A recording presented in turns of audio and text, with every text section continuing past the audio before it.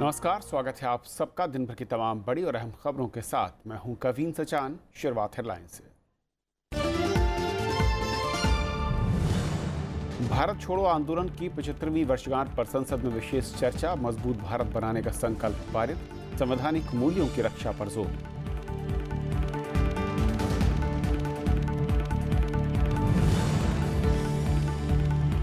अमित शाह, स्मृति ईरानी और अहमद पटेल राज्यसभा के लिए निर्वाचित। 2 कांग्रेस विधायकों के वोट रद्द। कानूनी लड़ाई की तैयारी में बीजेपी।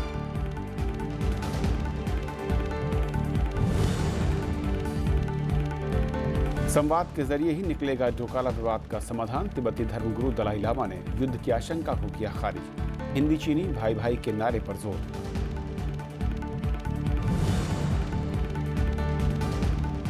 कश्मीर के त्राल में सुरक्षा बलों को बड़ी कामयाबी। 3 आतंकी ढेर। 14 दिन की न्यायिक हिरासत में अलगाववादी नेता शब्बीर शाह।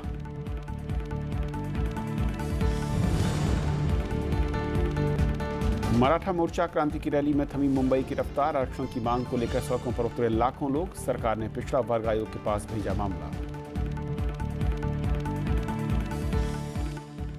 पहली खबर में आज हम बात करेंगे गुजरात के राज्यसभा चुनाव पर, लेकिन उससे पहले संसद में भारत छोड़ो आंदोलन पर हुई विशेष चर्चा से जुड़ी खबर। राज्यसभा में आज भारत छोड़ो आंदोलन की 75वीं सालगिरह पर एक संकल्प पारित किया गया, जिसमें देश को आत्मनिर्भर बनाने के साथ लोकतांत्रिक मूल्यों के लिए काम करते रहने की प्रतिबद्धता जताई गई। 2 घंटे से भी अधिक चर्चा के बाद ये प्रस्ताव पारित हो गया। राज्यसभा में बुधवार को नेता सदन अरुण जेटली ने भारत छोड़ो आंदोलन की 75वीं सालगिरह पर चर्चा की शुरुआत की। उन्होंने कहा कि भारत की एकता और संप्रभुता को निशाना बनाने की कोशिश हो रही है। वित्त मंत्री ने भरोसा जताया कि फौज इस खतरे से निपटने में पूरी तरह सक्षम है। उन्होंने संसदीय परंपरा को भारत की बड़ी उपलब्धि बताया। हमारी मल्टी पार्टी डेमोक्रेसी, हमारा पार्लियामेंट्री सिस्टम, इसमें बहुत बड़ी क्षमता है कि किस प्रकार से देश के अंदर अलग अलग विचार रखने वाले लोग, उनको देश की निर्णय लेने की जो प्रक्रिया है उसके अंदर हम लोग शामिल कर लें। नेता विपक्ष गुलाम नबी आजाद ने कहा कि हमें मन और विचार से स्वच्छ होने की जरूरत है। आज ब्रिटेन नहीं है, आज बाहर दुश्मन नहीं है, आज हमारे खतरा अपने आप से है, अपने सोच से है, अपने दिल से है, अपने दिमाग से है। वो सोच को खत्म करना है जो इंसानियत का दुश्मन बना है। कई दलों के सांसदों ने चर्चा में हिस्सा लिया। इन सभी ने संवैधानिक मूल्यों को बनाए रखने पर जोर दिया। अपनी कुर्बानी के रूप में, अपने संघर्ष के रूप में एक ऐसी विरासत दे गए आने वाली पीढ़ी को कि अगर उस पर चलेंगे, हम उसको याद रखेंगे, तो इस देश को आगे बढ़ाने का काम करेंगे। We dedicate ourselves to rebuild this great secular, democratic, sovereign, socialist country that is India. सबसे ज्यादा जिंदा लोगों की इबादत की कोई किताब है तो वो संविधान है। इस संविधान को बचा के रखना, इस साझी विरासत को बचा कर रखना 42 के आंदोलन का यही एक मकसद था, यही एक राह थी। वो सबके मेल का, सबके साझा का बड़ा आंदोलन था। ये यादगार है और ये यादगार बने रहेगी तब तक जब तक हिंदुस्तान की तिरंगा फहरेगा लाल किले पर, तब तक ये यादगार बने रहेगी। आप भविष्य के उजाले में जाएंगे या भूत के अंधेरे में जाएंगे? भूत की तरफ जा रहे हैं। आप भूत के अंधेरे में जाने की जो सर विचारधारा, उसको हमें बहिष्कार करने की जरूरत है। बिना बहिष्कार किए हम भविष्य के उजाले में नहीं जा सकते। हमें अगर चाहिए, किसी से मुक्ति चाहिए, तो भ्रष्टाचार मुक्त भारत हमको चाहिए, सांप्रदायिक मुक्त भारत हमें चाहिए, भेदभाव मुक्त भारत हमें चाहिए। इस देश को बाबा साहब की विचारधारा बता सकती है। हम बाबा साहब की विचारधारा आगे ले सकती है। हमें भारतीय संविधान के अनुसार चलना चाहिए और भारतीय संविधान के अनुसार चलकर हमें आगे बढ़ना चाहिए। हमें चाहिए कि हम मुलाजमत की व्यवस्था करें। हमें चाहिए कि गरीब और अमीर के फासलों को कम करें। हमें चाहिए कि हम अत्याचार मिटाएं। हमें चाहिए कि हम हेट्रेड को मिटाएं। If our women, if our people, if our Dalits, if the underprivileged and the backward communities and the minorities are not freed from fear of the future, then there is nothing to feel proud about. इस देश में ऐसे बहुत से क्रांतिकारी थे जिसने बम बनाए, जिसने ब्रिटिश पार्लियामेंट पर बम फेंके हैं, जिसने बंदूकें उठाई है, हम उनको भी याद करना चाहिए। इसीलिए ब्रिटिशों के मन में दहशत फैल गई थी। Collectively today, we should not indulge in any blame game, but reflect how do we achieve their principles, their objectives, and what that they fought for. In the name of nationalism, take your seat. You cannot falsify. Okay. You Please. cannot rewrite history. Okay. And India should move forward. बाबा साहब अम्बेडकर जी का संविधान बोल रहा है जातिवाद और धर्मवाद को गाड़ो, और जिनको संविधान मंजूर नहीं है उनको मैं बोल रहा हूँ जल्दी से जल्दी भारत छोड़ो। चर्चा के बाद सदन ने एक संकल्प पारित किया। इसमें देश को आत्मनिर्भर, समावेशी, धर्मनिरपेक्ष और लोकतांत्रिक भारत के लिए काम करते रहने की प्रतिबद्धता जताई गई। सदन में आजादी के आंदोलन में जान न्यौछावर करने वालों को भी याद किया गया। This day solemnly takes a pledge to uphold and safeguard the values and ideals of the freedom movement and rededicate ourselves to build an India that is strong, self-reliant, inclusive, secular and democratic. सदन की कार्यवाही शुरू होने पर शहीदों के सम्मान में मौन भी रखा गया। भारत छोड़ो आंदोलन की घोषणा 8 अगस्त 1942 को अखिल भारतीय कांग्रेस समिति के मुंबई अधिवेशन में हुई थी। राष्ट्रपिता महात्मा गांधी ने करो या मरो का नारा दिया था। कृति मिश्रा, राज्यसभा टीवी।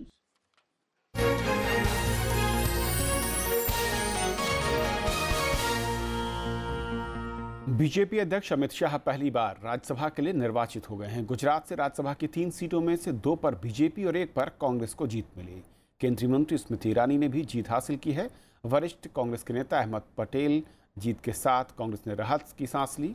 कांग्रेस से अलग हुए बलवंत सिंह राजपूत हार गए। चुनाव आयोग से कांग्रेस के 2 विधायकों का वोट रद्द होने पर बीजेपी अब कानूनी लड़ाई की तैयारी में है। इस बीच राज्यसभा के लिए निर्वाचित होने के बाद अमित शाह ने विधायक पद से इस्तीफा दे दिया। बीते कुछ दिनों से गुजरात में राज्यसभा की 3 सीटों के लिए जारी सियासी घमासान मंगलवार देर रात ही जाकर थमा। चुनाव आयोग ने कांग्रेस के 2 विधायकों भोला भाई गोहिल और राघव जी भाई पटेल का वोट रद्द करने का आदेश दिया। इसके बाद कांग्रेस के वरिष्ठ नेता अहमद पटेल 44 वोट हासिल कर अपनी सीट बचाए रखने में कामयाब रहे। गुजरात की जनता ने और गुजरात के विधायकों ने एक करारा सबक भारतीय जनता पार्टी को सिखाया और ये बताया कि आप कितने भी बड़े हों, सत्ता का अहंकार कितना भी सर चढ़कर बोलता हो, सच्चाई और सिद्धांत आपसे बड़े हैं और सच्चाई और सिद्धांतों की विजय हुई, अहंकार हारा। 57 सीट रखने वाला कांग्रेस पार्टी 44 सीट में फिर 1-2 जोड़ तोड़ करके जितने का आनंद ले रहा है, तो उनको अधिकार है आनंद ले। उनकी घर बिखर गया है और मैं उनकी प्रतिद्वंदी हूं। ढंग से लड़ना ये मेरे राजनीतिक जिम्मेवारी है, वही हमने किया। बीजेपी अध्यक्ष अमित शाह पहली बार राज्यसभा के लिए निर्वाचित हुए। वहीं सूचना और प्रसारण मंत्री स्मृति ईरानी ने भी जीत दर्ज की। दोनों नेताओं को 40-40 वोट मिले।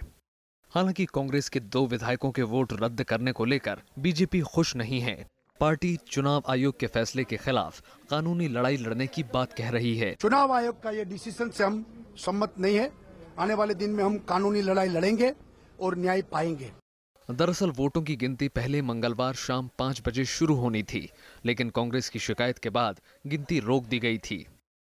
इस बीच कांग्रेस और बीजेपी के प्रतिनिधिमंडल कई बार चुनाव आयोग पहुंचकर अपनी अपनी दलीलें पेश करते रहे। कांग्रेस की शिकायत थी कि 2 विधायकों ने पार्टी के अधिकृत प्रतिनिधियों के साथ दूसरों को भी बैलेट दिखाया।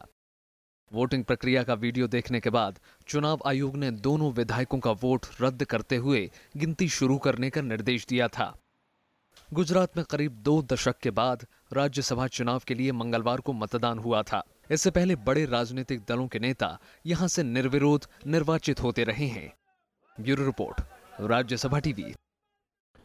और गुजरात में राज्यसभा चुनाव पर बातचीत करने के लिए स्टूडियो में बेहद खास मेहमान वरिष्ठ पत्रकार रामकृपाल सिंह जी हैं। रामकृपाल जी, स्वागत है आपका। सर, आपने लंबा अनुभव रहा है और बहुत सारे चुनाव देखे, लेकिन शायद इस तरह का रोमांचक चुनाव जो आखिरी मौके तक यानी कि नतीजे तक शायद इतना रोमांचक नहीं रहा होगा। राजनीतिक कुशलता इसे कहेंगे, ये राजनीतिक अपरिपक्वता के जिस अंदाज में चुनाव हुआ उसके बाद जो नतीजे में तब्दील हुआ?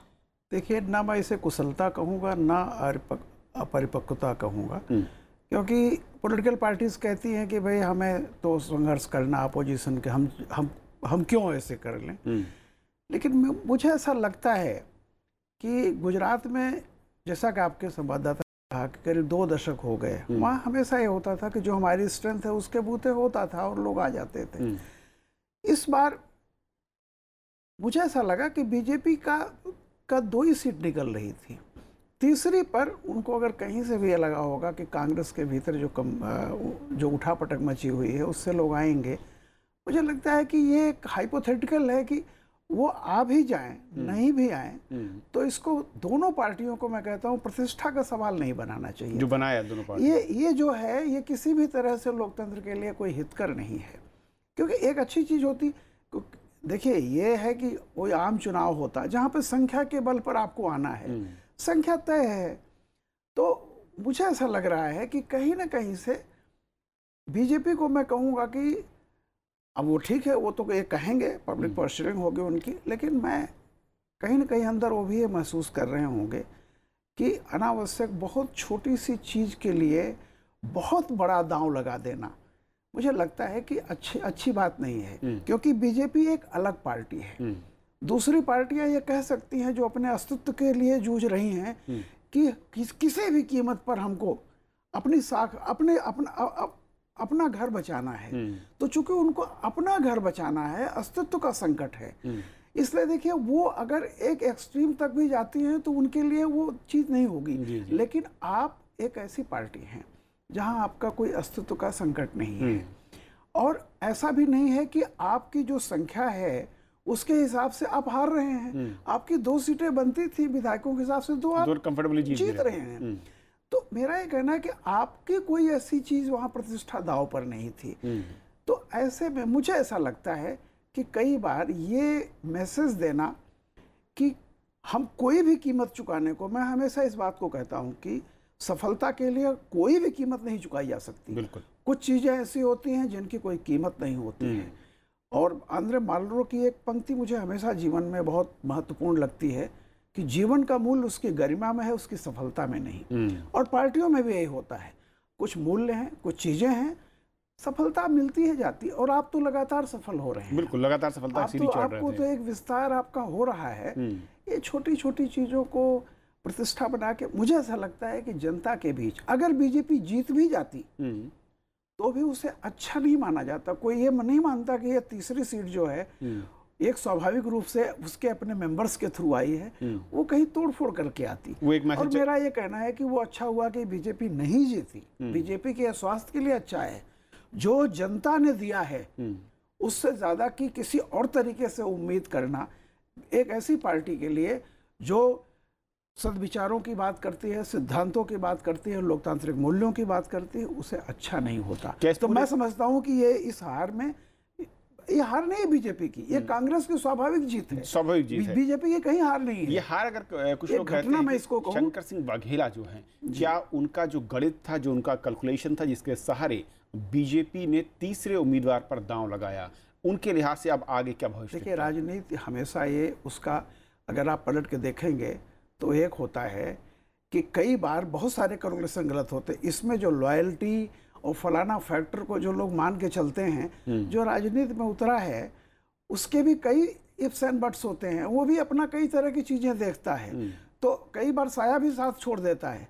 तो गलत कैलकुलेशन करके ये हम सोचें कि नहीं, लोग जितने मेरे लॉयलिस्ट हैं वो कैलकुलेशन, मुझे लगता है कि ये गलतफहमी कहीं रही होगी कि ये जो 44 लोग हैं इनमें से आधा दर्जन के करीब अभी वो पलट जाएंगे, क्रॉस वोटिंग करेंगे। मैं कहता हूं अगर नहीं किया तो एक लोकतंत्र के लिए अच्छी घटना है, करते तो खराब घटना होती, क्योंकि अल्टीमेटली हो सकता है कोई एक दूसरा जीत जाता, बीजेपी जीत जाती, आज उनके जो कांग्रेस से आए हैं वो जीत जाते, लेकिन एक मैसेज क्या जाता कि हम किस तरह की राजनीति को, निगेटिविज्म को, नेगेटिव चीजों को बढ़ावा देकर के अगर हमें सफलता मिल रही तो लोकतंत्र के लिए नुकसानदायक है। बहुत शुक्रिया सर इस पूरे मसले पर हमारे साथ जुड़ने के लिए आपका। ये थी पहली खबर, छोटा सा ब्रेक, और ब्रेक के उस पार दिन भर की दूसरी बड़ी खबरें।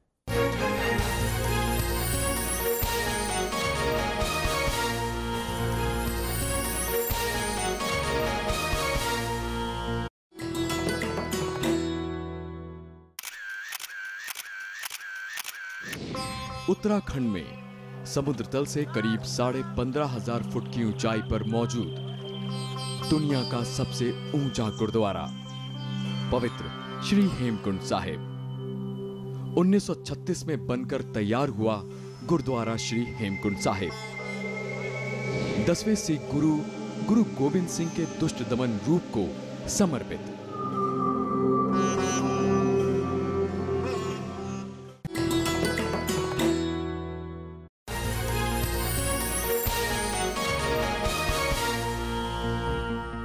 प्रधानमंत्री नरेंद्र मोदी ने कहा है कि 2017 से 2022 के 5 साल की अवधि में देश को उसी भावना और संकल्प के साथ काम करना है जो भारत छोड़ो आंदोलन के दौरान देखने को मिला था। आज भारत छोड़ो आंदोलन के 75 साल पूरे होने के मौके पर लोकसभा में विशेष चर्चा का आयोजन हुआ, जिसमें तमाम दलों के सदस्यों ने आज़ादी के सिपाहियों को याद किया और उनके संघर्ष से प्रेरणा लेने का आह्वान भी किया।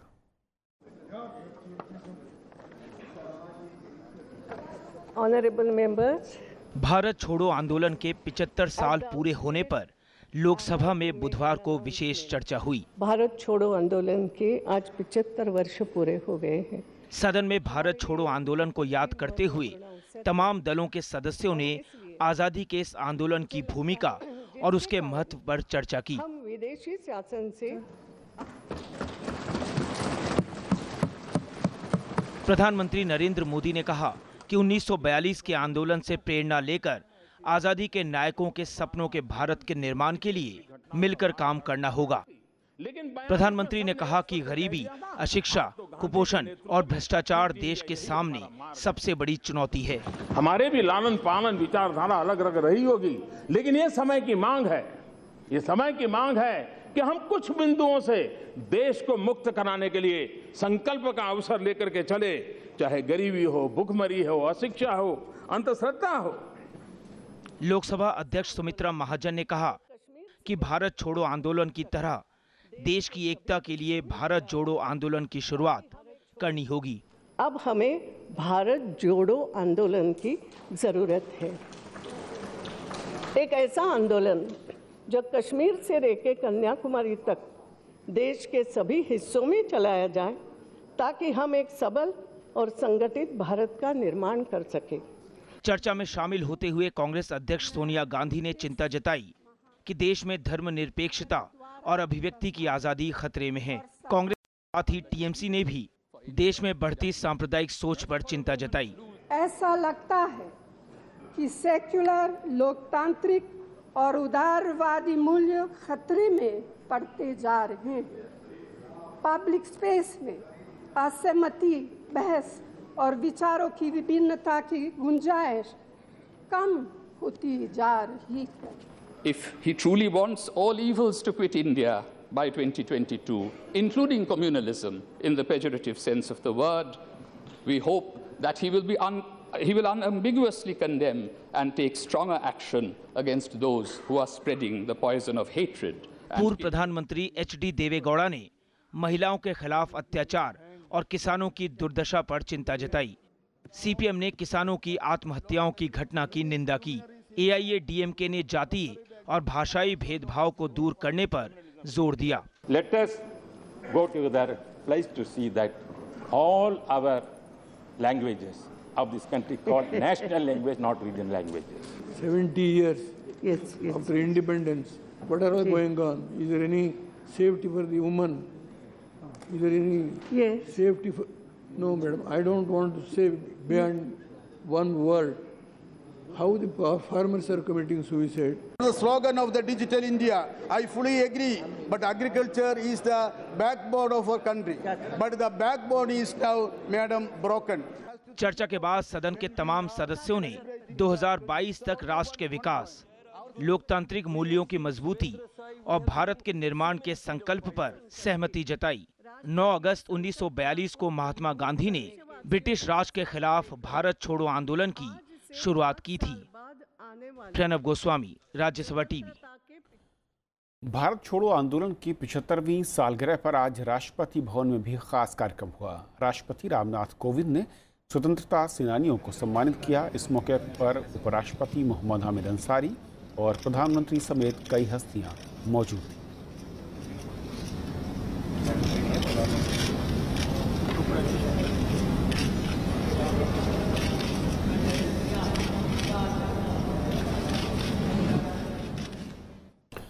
मराठा आंदोलन से मुंबई की रफ्तार आज थम गई। मराठा क्रांति मोर्चा ने शिक्षा और नौकरी में आरक्षण की मांग को लेकर मुंबई में रैली का आयोजन किया। मराठा समुदाय की ये 1 साल के अंदर 58वीं रैली है। मुंबई की सड़कें एक बार फिर मराठा आंदोलन का गवाह बनी।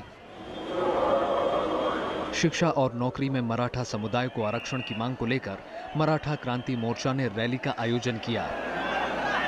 इस रैली में मुंबई समेत कई इलाकों से लाखों की संख्या में युवा, बच्चे और महिलाएं शामिल हुए। रिजर्वेशन तो मिलना ही चाहिए क्योंकि इतना भीड़ अभी आ रही है मुंबई में। पूरे महाराष्ट्र से मराठा समाज के बांधव यहाँ पर आए हैं और ऑलमोस्ट 350 इयर्स के बाद मराठा समाज जो है वो एक साथ आया है। 1 साल के अंदर ये मराठा समुदाय की 58वीं रैली है। आंदोलनकारियों ने पिछले साल हुए कापाडी बलात्कार मामले में दोषियों को सख्त सजा की मांग भी की।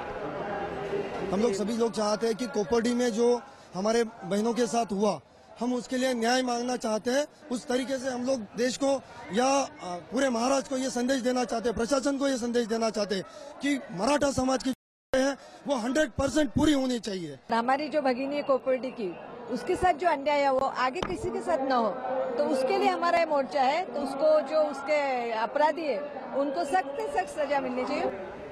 रैली के चलते मुंबई की सड़कों पर लोगों को खासी परेशानी का सामना करना पड़ा।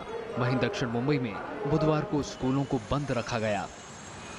Bureau report, Rajya Sabha TV. और इस बीच मराठा क्रांति मोर्चा के नेताओं ने महाराष्ट्र के मुख्यमंत्री देवेंद्र फडणवीस से मुलाकात की। इस दौरान कई अन्य दलों के नेता भी मौजूद रहे। मुख्यमंत्री ने कहा कि मराठा आरक्षण से जुड़े मामले को पिछड़ा वर्ग आयोग को भेजा गया है। आयोग मराठा समुदाय को रिजर्वेशन देने को लेकर सभी संभावनाओं पर विचार करेगा।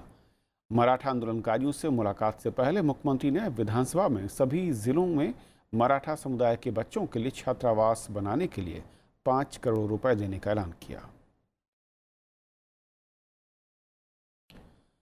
तिब्बती धर्मगुरु दलाई लामा ने ढोकाला विवाद को लेकर भारत और चीन के बीच युद्ध की आशंका को खारिज किया है। दिल्ली में आज एक कार्यक्रम में उन्होंने कहा कि मौजूदा विवाद कोई गंभीर मुद्दा नहीं है, लेकिन गलत प्रोपेगेंडा के चलते बात बिगड़ सकती है।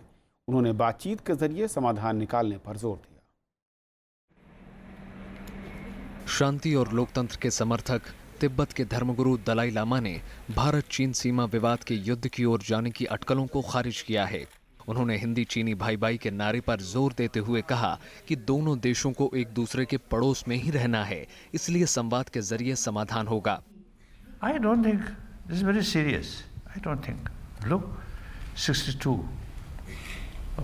Chinese forces reach to Bomdila and beyond, but eventually withdraw. So nobody, I mean both sides, dare to carry big war. I don't think. Delhi में आयोजित स्वर्गीय राजेंद्र माथुर मेमोरियल लेक्चर में बुधवार को उन्होंने मीडिया की भूमिका की सराहना की। साथ ही उन्होंने मीडिया से नकारात्मक खबरों से ज्यादा सकारात्मक खबरों को प्राथमिकता देने की सलाह दी। Now free press, very important role to educate people, inform the reality. So press should make clear those things which concern sort of leaders or people or government level try to try to hide. You see, it is your sort of responsibility to make clear. Dalai Lama ने खुद को भारत की संतान बताया। उन्होंने कहा कि भारत ऐसा देश है जहां हर धर्म और संप्रदाय के लोग बिना किसी भेदभाव के रहते हैं और दुनिया को इससे सीखना चाहिए। अंकिता के साथ कुंदन कुमार, राज्यसभा टीवी।